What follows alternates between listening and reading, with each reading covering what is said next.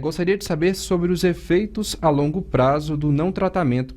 Ouve-se falar em declínio cognitivo devido aos surtos maníacos não tratados. Gostaria que vocês abordassem esse tema, se possível. Doutor Frederico.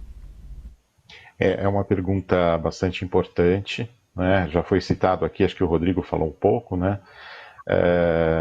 Infelizmente, existe de fato a possibilidade, né, de haver tipo uma sequela cognitiva, algum declínio, né, no paciente portador de transtorno bipolar. Porém, é um grau que só vai ser acentuado se o paciente permanecer muitos anos sem controle, se ele apresentar diversos episódios, tanto maníacos, que são os mais, digamos assim, perigosos, né, para a manutenção da estrutura do cérebro, mas também os episódios depressivos podem causar algum grau de problema, né, aumenta muito o estresse, aumenta muito o cortisol, altera fatores inflamatórios que podem ser responsáveis pela perda da capacidade de manutenção dos neurônios, né?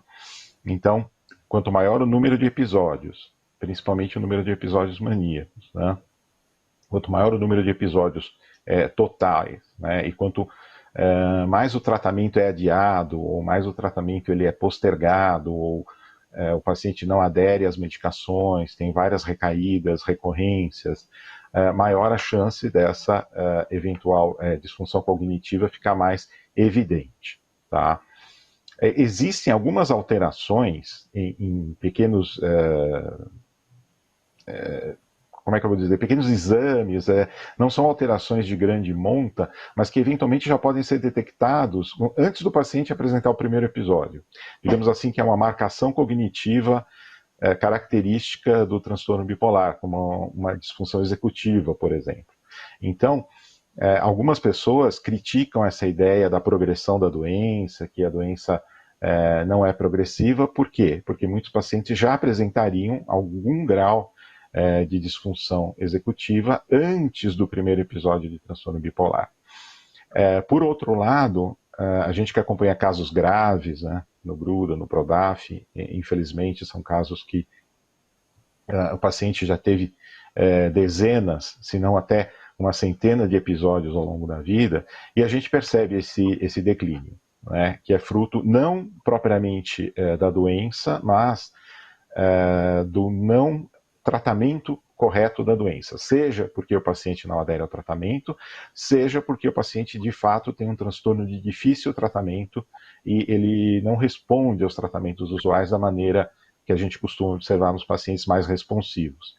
Então, sim, alguns pacientes apresentam uma disfunção cognitiva que pode ser de grande monta e progressiva, né? Normalmente são pacientes que têm transtornos bipolares de mais difícil controle e com inúmeros episódios ao longo da vida, tanto maníacos quanto depressivos. Ok, doutor Frederico, muito obrigado. Doutor Rodrigo, gostaria de complementar algo sobre essa questão? Olha, o doutor Frederico falou muito bem. O que eu acho legal de acrescentar, dentre todas as medicações, parece ter um efeito mais específico do lítio, medicação que muitos pacientes têm uma resistência por ser uma medicação mais antiga, um pouco mais estigmatizada.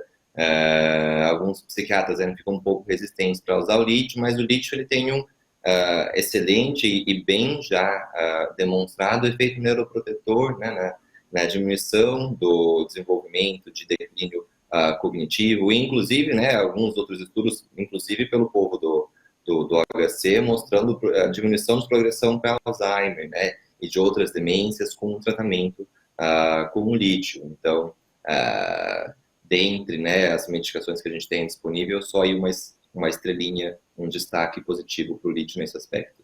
Quer saber mais sobre o tema? Assista ao programa completo no nosso canal do YouTube, youtube.com/abptv.